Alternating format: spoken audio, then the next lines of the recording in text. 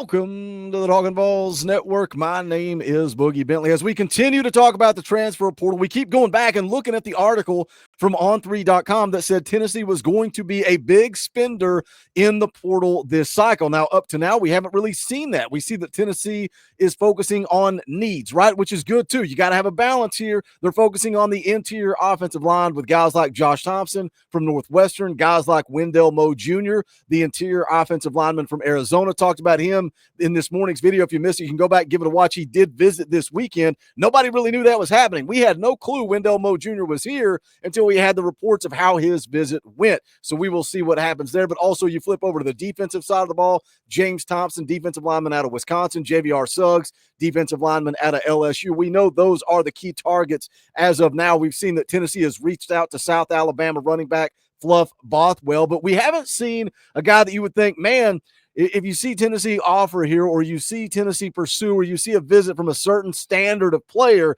you would look back and go, man, that article was right. Tennessee is a big-time spender in the portal this cycle, but I do have a couple of names that may change your mind. Tennessee is targeting two elite prospects in the transfer portal. We're going to get into it, talk about it, but I need you guys to do me a quick favor. Do that YouTube stuff for me. Just smash the thumbs up below the video. It's quick, free, easy, and it helps the channel. Also, if it's your first time here, welcome to the Talkin VAWLS Network. We're not experts or insiders, reporters, media, or journalists. What we are is fans. This channel is for the fans, by the fans. If you like what we do, subscribe, click the bell for notifications. You're not going to miss out when we go live or when we drop a video. Going to be live tomorrow night, Tuesday night, 6:30 p.m. Eastern time. We play EA Sports College Football. We have a good time. I'll challenge you guys in the chat. We'll play Dynasty Mode. It's a great time, but we talk Tennessee football all night long. Then Wednesday night, Talkin VAWLS live at 7 p.m. Eastern time. Eric Kane of VolQuest.com is going to be in the house 7 p.m. Don't miss it. We're going to jump into the Ohio State game. We got a college football playoff matchup coming up on Saturday, but let's get into it. I saw this on Twitter,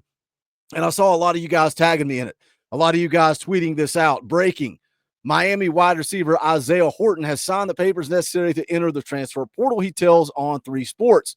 The 6'4", 205-pound wide receiver totaled 56 receptions for 616 yards and 5 touchdowns this season. Will have 2 years of eligibility remaining. Now, when we look at the transfer portal and what Tennessee has lost. There was questions, would Tennessee take a wide receiver or not? But you look at the guys that have entered the portal, we've lost 4 wide receivers. And I saw some back and forth of we need a receiver, we don't need a receiver. After you lump in Brew McCoy and you lump in Dante Thornton, that's 6 guys gone from the room. I don't see how you're not going to be able to add somebody. I don't see how you can avoid adding somebody at the wide receiver position.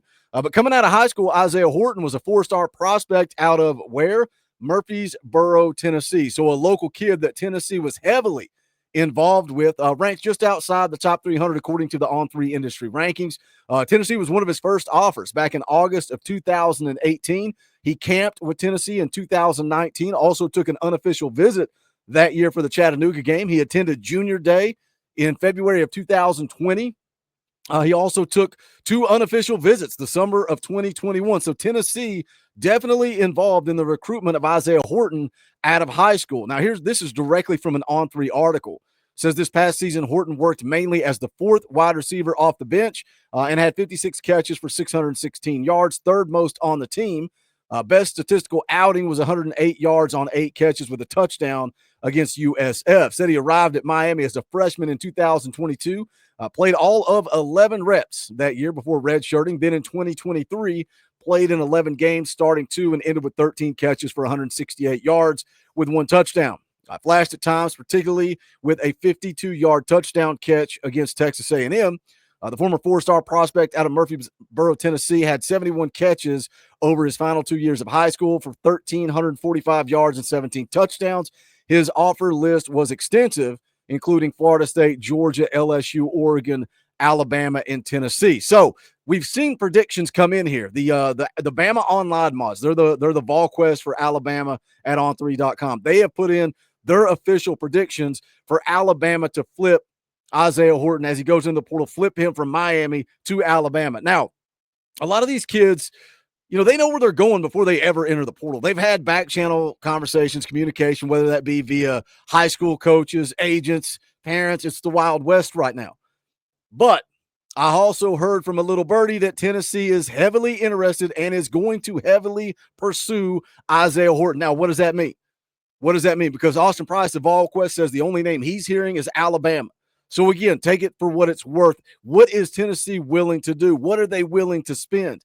And I ask you, again, this is speculation. We're speculating on an internet rumor. That's what we do here. If you had control, you had the money, how much are you willing to spend for an elite prospect at wide receiver? How big of a need is that? Because you're going to have Chris Brazzell coming back. You're going to have Squirrel White coming back. Then you look at all the guys you lost in the transfer portal. You're going to need to lean on true freshman Mike Matthews, true freshman Braylon Staley to take that step in the offseason going into next year. Then you got a bunch of true freshmen coming in. Rodarius Jackson, Travis Smith. Do you think those guys get an opportunity as true freshmen, or how serious is Tennessee about Isaiah Horton? Again, the little birdie that told me, little source, little scoop, little bit of news, is that Tennessee is wanting to heavily pursue Isaiah Horton. So what are your thoughts on that? Let's jump over to this one. Amaris Williams entered the portal. You can see here, Rivals.com puts out Auburn defensive line / edge transfer. Amaris Williams is expected to be very popular this transfer cycle. Teams to watch: Texas A&M, North Carolina, Penn State, LSU, Florida, Ohio State, and Tennessee also listed as a team to watch. He's 6'2", 269-pound freshman defensive end / edge out of Auburn, 4-star prospect out of North Carolina, 64th nationally, according to the On3 industry rankings in that class of 24, top 10 edge guy. 247 Sports actually had him listed as a 5-star. Senior year of high school, had 40 tackles, including 20 tackles for loss and 11 sacks. Tennessee offered him back in December of 2022. He attended junior day that following January, took an unofficial visit the summer of last year. Tennessee couldn't get him back on campus during the fall, and at one point he was committed to Florida. There was a lot of buzz. What was going to happen? Was he going to flip? Tennessee was on flip watch. I think Ohio State was on flip watch at that time, but ultimately flips his commitment from Florida, commits to Auburn, played in 10 games this season, had 6 tackles, including a tackle and a half for loss and also a half of a sack. Scouting report on Amaris is quick twitch edge player that has a chance to emerge as a real pest for opposing offenses after making the transition from running back midway through prep career. Might have measured at 6'2" on the dot at the check-in for the All-American Bowl, but carries good bulk through the torso and is blessed with near 35-inch arms. Displays plenty of pass rush ability with his initial get-off and lateral quickness, frequently collapsed pockets as a senior, using both speed and power to beat larger offensive tackles. Makes plenty of stops in pursuit, can retrace at a high level, and uses impressive core balance to shift his weight and change directions. Goes on to say here, naturally low center of gravity also makes it easier for him to find leverage. Must keep evolving and adding moves to his toolbox, but should be viewed as one of the top edge rushers in the 24 cycle based on what he put on tape as a senior. Could work out of a variety of different alignments on Saturdays, possibly even grow into a 5 or 3 technique depending on how the body fills out in the coming years, but ceiling appears to be highest as a 2-point rusher in an odd front.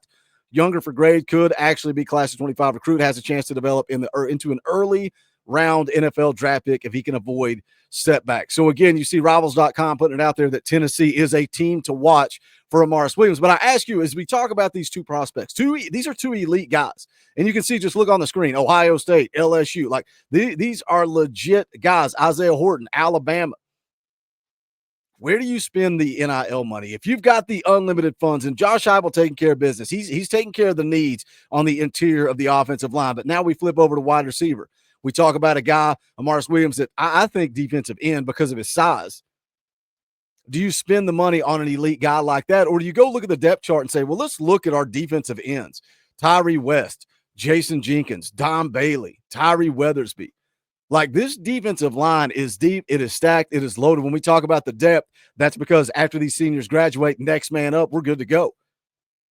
So do you feel like we need to spend that money on an elite guy like Amaris Williams, or would you spend it elsewhere? And that's part of this too, is some of us get impatient and we want this thing to happen quick. The portal's only been open for a week, and we may be frustrated because we're not going and we're not driving that bag. We're not getting that big time elite prospect.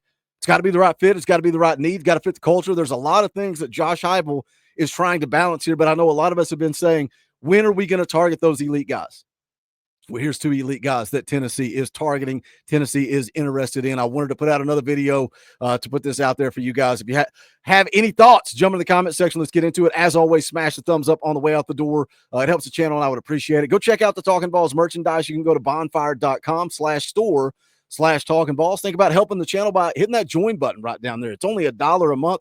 You get a power tee beside your name, access to custom Talkin VAWLS emojis, fan call-in shows, all kinds of fun perks and benefits, but you are supporting what we are building here on the Talkin VAWLS Network. It does not exist without you, for the fans, by the fans. If you like it, show some love, social support. All the links are in the description below to do that as well. But that is going to do it for this one. This is the Talkin VAWLS Network. My name's Boogie Bentley.